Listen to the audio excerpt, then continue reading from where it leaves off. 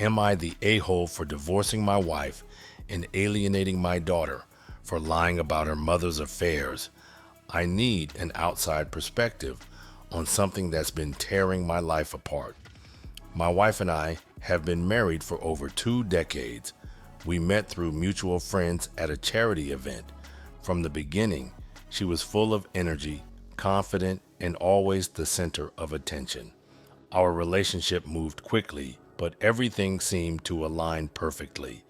At the time, I believed we had a partnership based on honesty and trust. Looking back, I realize now that I may have overlooked some red flags early on. We've built what most would consider a comfortable life. We have a home in the suburbs, 2 cars, and a teenage daughter who means the world to me. I've worked a steady job that allowed her to stay home when our daughter was young, and she eventually pursued a career in event planning, which suited her outgoing nature. Things seemed stable on the surface, but about a year ago, I started to notice changes. She was on her phone more often, sometimes turning the screen away when I walked into the room. Her work hours became irregular, with last-minute meetings and overnight trips she never used to have before. When I asked, she'd brush it off, claiming her job had become more demanding. At first, I believed her. Then, little things began to stack up. She'd come home smelling like cigarette smoke, and she wasn't a smoker, or at least, I didn't think she was. Receipts for dinners at restaurants she'd never mentioned appeared in her bag. She started dressing differently, more form-fitting clothes, expensive accessories, and frequent trips to the salon. I'd ask casual questions, not wanting to come across as accusatory, but her answers always felt vague. One night, she said she was heading to a work dinner. I had a strange feeling and decided to drive by the restaurant she claimed to be at. Her car wasn't there. I waited for an hour, but she never showed up. When she got home later, she had a detailed story about her boss's antics at dinner. She even mentioned the menu. I didn't confront her then because I didn't have enough proof, but it made me suspicious enough to start paying attention to details I'd previously overlooked. Things escalated when our daughter came to me one afternoon with something that didn't sit right. She'd borrowed her mother's laptop for a school project and found several text conversations left open. She'd taken screenshots because she didn't know what to do. She handed me the phone and walked away, saying she didn't want to talk about it. What I saw made my stomach turn. The messages were explicit, flirtatious, and from 2 different men. Both seemed to have been ongoing conversations for months. One of them referenced a meeting at a hotel the previous weekend. I sat on this information for a few days, trying to figure out how to approach it. I didn't want to involve my daughter further, but I also couldn't unsee what I'd seen. Eventually, I decided to confront her directly. When I showed her the screenshots, she denied it at first, claiming they were old messages from before we were married. I pointed out the dates and the references to recent events, and her story shifted. She said they were just jokes between friends and that I was overreacting. I asked about the hotel reference, and she froze. That silence said more than any words could. She eventually admitted to meeting one of the men, but insisted it was a mistake, a one-time lapse in judgment. When I asked about the second man, she broke down, saying she felt neglected and had been seeking attention.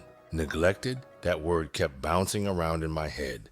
I've worked tirelessly to provide for our family, to give her and our daughter a stable life. And yet, here she was, blaming me for her choices. The discussion escalated into an argument. She accused me of being too focused on work, not noticing her needs. I reminded her of the countless times I'd asked if everything was okay, only to be dismissed. That night, I slept in the guest room. Over the next few weeks, things were tense. She suggested therapy, saying she wanted to rebuild our marriage, but I couldn't shake the feeling that this wasn't something we could come back from. My daughter, meanwhile, had grown distant. When I tried to talk to her, she'd shut me down, saying she didn't want to be in the middle of it. It wasn't until I overheard a phone call she had with her mother that I realized what was happening. She was blaming me for everything, telling our daughter that I was being irrational, that I was throwing away our family over a misunderstanding. Hearing that broke something in me. I decided to file for divorce. When I told her, she was shocked. She begged me to reconsider, saying she'd do whatever it took to fix things, but it felt too little, too late. After I filed, things got even nastier. She started spreading rumors among our friends, painting herself as the victim. Some believed her, others stayed neutral.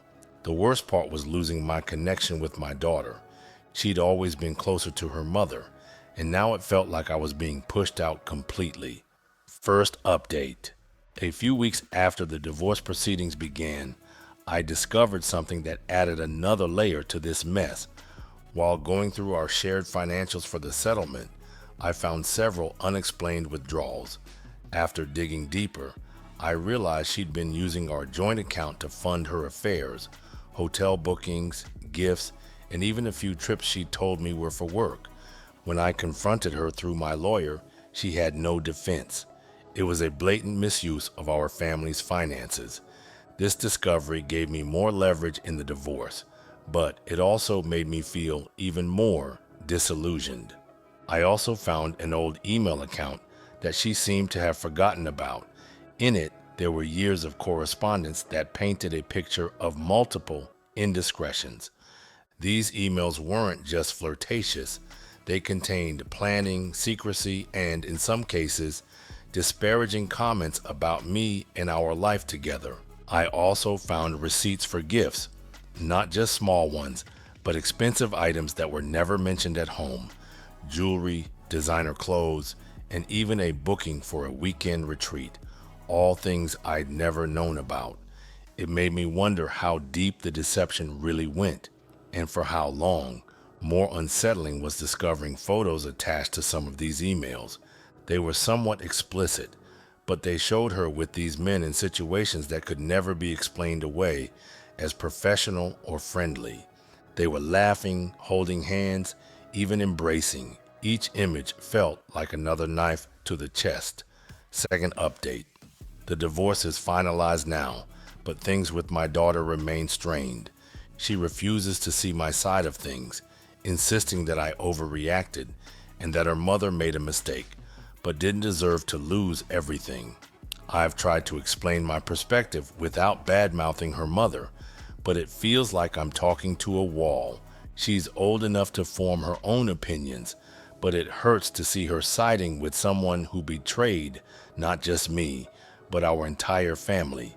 In an attempt to bridge the gap, I've started writing her letters. These are not accusatory or emotional. They're factual accounts of my perspective, leaving room for her to interpret things how she will. She hasn't responded, but I'm hopeful it's a step in the right direction. Recently, I've learned through mutual friends that her mother has been trying to influence her even further. My ex-wife has been encouraging her to think of me as the one who destroyed the family. She even hinted that I'd been distant and disinterested for years, which couldn't be further from the truth. What hurt most was discovering that my daughter had attended a family gathering hosted by her mother, where one of the men involved in her affairs was also present. It felt like an erasure of everything I tried to stand for as a father. I've tried to involve neutral parties to mediate between my daughter and me. A counselor suggested family sessions, but my daughter declined to participate. It was another blow, but I'm determined not to give up. Third update. Months have passed, and I've come to terms with the fact that I may never have the same relationship with my daughter again.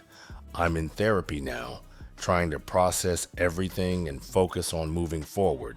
My ex-wife, meanwhile, has already moved on. I've heard through mutual friends that she's seeing one of the men from the text. Despite everything, I've decided to stay hopeful for the future. I've reconnected with old friends, taken up hobbies I neglected for years, and am working towards a life that's more fulfilling on my own terms. I've also started volunteering, something I always wanted to do but never made time for. It's helping me see the bigger picture. I've learned that betrayal doesn't define me, and while the scars from this experience run deep, I'm determined to heal and move forward. For now, that's all I can do. I've also received a call from my daughter recently. It wasn't much, but she wanted to ask me how I've been. It's the first real conversation we've had in months. She didn't apologize or bring up the past, but it was enough to give me hope. Maybe one day we can rebuild what was lost. In the meantime, I've taken up writing as another way to process everything. Journaling has helped me clarify my thoughts and emotions, and I've even started contributing to online forums to share my story and connect with others who've been through similar experiences. It's been surprisingly cathartic. Also, I've started working with a local charity organization, helping mentor young adults in challenging situations. It's been humbling to hear their stories and realize the resilience people can show even in the face of adversity. This work has given me a new sense of purpose, reminding me that while I can't change the past, I can still influence the present in meaningful ways.